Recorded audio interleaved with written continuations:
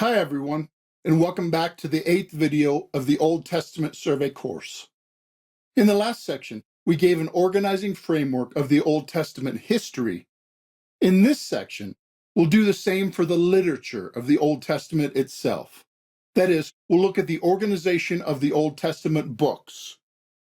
The Old Testament is actually a library of 39 separate books, but these books can be grouped together in common categories based on their contents and characteristics, and understanding these categories and divisions of the Old Testament can help us get a sense of the whole. Historically, there have been two different ways to categorize the Old Testament books. The Hebrew Bible, the Bible that the Jews of Jesus' time and modern Jews use, has the same books as the English Old Testament that you and I read, but it has them in a different order and arrangement. The Hebrew divisions can be seen in the way that Jesus described the Old Testament. In Luke 24:44, Jesus said, "This is what I told you while I was still with you. Everything must be fulfilled that is written about me in the law of Moses, the prophets, and the Psalms." In this verse, Jesus mentions the three categories of the Hebrew Bible. First is the law of Moses. This is also called the Torah, which means law or instruction, the Pentateuch, which means 5 scrolls, or the 5 books of Moses. These are the first 5 books of the Old Testament. Next is the prophets.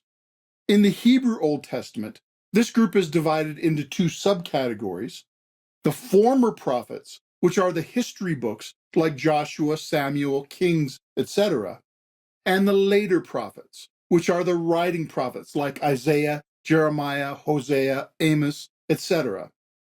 And then the third category is the writings. And this is sometimes called the Psalms because the book of Psalms is the prominent book in this collection. But this category also has wisdom books such as Proverbs and Job, and miscellaneous books such as Lamentations and Ruth. That is how the Old Testament literature is organized in the Hebrew Bible. But we will concentrate on the divisions of the English Old Testament that we use. This has the same books, just in a slightly different order and organized in a different way. Now, the first division is the same, the law, also known as the Torah or the Pentateuch. And the second division in the English Old Testament is the historical books. These books, like the name says, are primarily telling the history of Israel, continuing from where the Torah ended until the end of the Old Testament history. And the third division is called the poetic books. These are the Psalms, the Book of Praise, and the wisdom books. And then the last division is the prophets. And the prophets are subdivided into 2 groups called the major prophets and the minor prophets.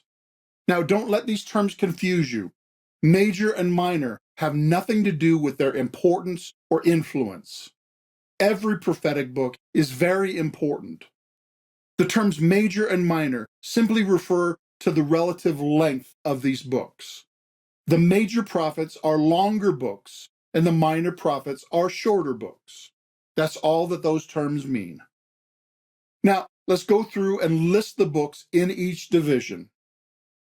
The books of Torah are Genesis, Exodus, Leviticus, Numbers, and Deuteronomy.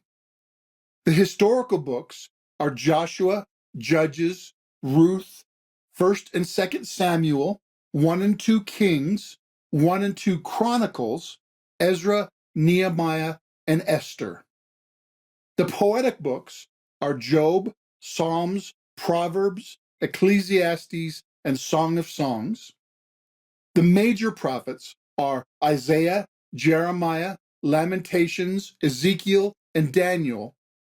And the minor prophets are Hosea, Joel, Amos, Obadiah, Jonah, Micah, Nahum, Habakkuk, Zephaniah, Haggai, Zechariah, and Malachi. These are all the books of the Old Testament in their respective divisions. Now, here's a chart that I found helpful to organize and memorize the Old Testament books. Notice that some of the historical books naturally go together in pairs, and we'll explain why in a later section. Feel free to use this chart to help your memorization if you find it helpful, and of course, feel free to ignore it if you don't. Now let's try to make a connection between the literature that you've just learned about and the history which you learned in the last section. In other words, let's examine how these books are related to their history, the chronological organization of the books of the Old Testament. This is the connection between the 5 epochs of history and the 4 divisions of the Old Testament. The books of Genesis through 2 Kings are one continuous narrative that tells the history of epochs 1 through 4, the prehistory through the monarchy. And then the books of Chronicles retell much of that same history, roughly the same period as Samuel and Kings, and then continuing into the exile. And then Ezra, Nehemiah, and Esther cover the exile and return. So the secondary telling of the history covers epochs 4 and 5, the monarchy and the exile return. Then the poetic books and the prophets, they are distributed in different places throughout the historical epochs. Some of them do not have precise dating, but the prophets are mostly clustered around a few crisis points in Israel's history. And we'll look at the exact historical placement of each book in more detail when we study that book. But for now, let's review the 4 divisions of the English Old Testament books. They are the law, the historical books, the poetic books, and the prophets. And the prophets are divided into major prophets and minor prophets, depending on the length of each book.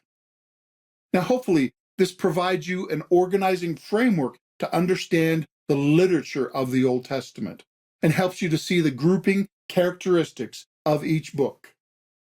In the next section, we'll look more closely at the common characteristics of that first group, the 5 books of Moses.